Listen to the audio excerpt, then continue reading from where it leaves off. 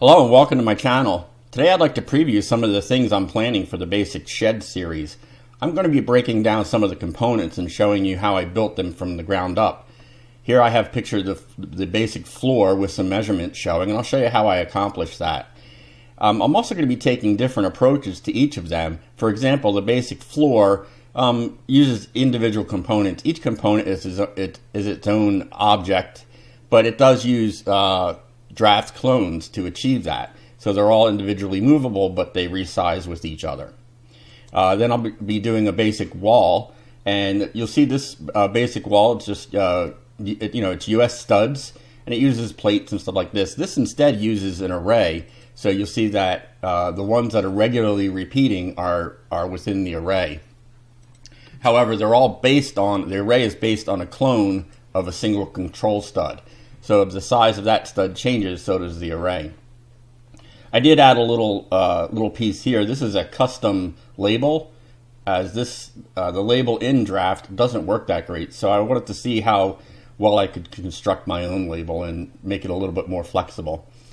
The next one I'll be releasing is how to construct a door, and some easy steps to make it a little bit more configurable so that you don't have to resize every little piece. And then the next obvious move from that is how to do a window.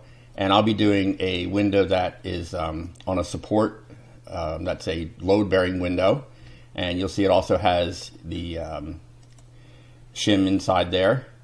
And I'll try to use correct terms like king stud, jack stud, and whatnot.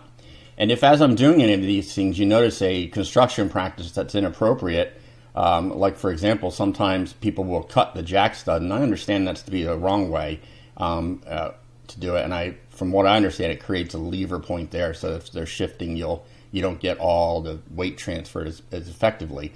But I'm not a builder; I don't know. So if you find things that are wrong, just let me know in the comments. I'll make sure to highlight your comments and change future videos.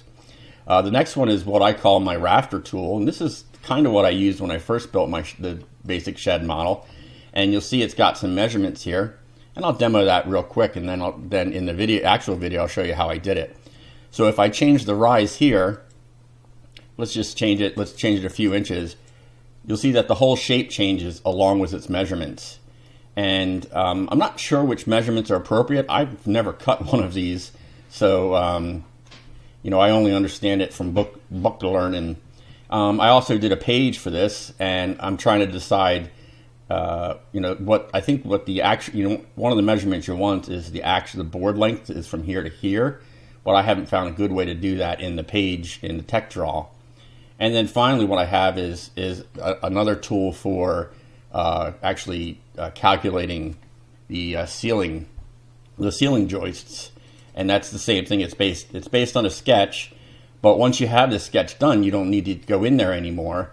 You can just go into the constraints and change something like the run, and you'll see that the dimensions have changed. And if you needed a bigger board size, you can change that as well. And within the sketch, it's done so that you get, or it doesn't actually look like it is, but because this height, I think right here is supposed to be less than 1/4 of the full board height. So if we look in the sketch here, you can see I've got that defined, and it's a calculated measurement. So we'll show how to do that.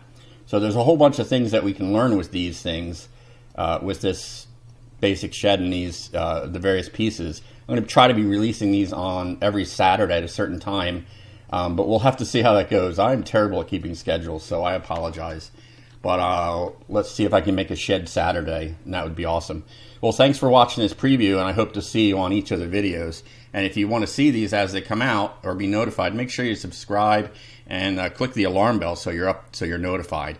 Thanks, and have a great day.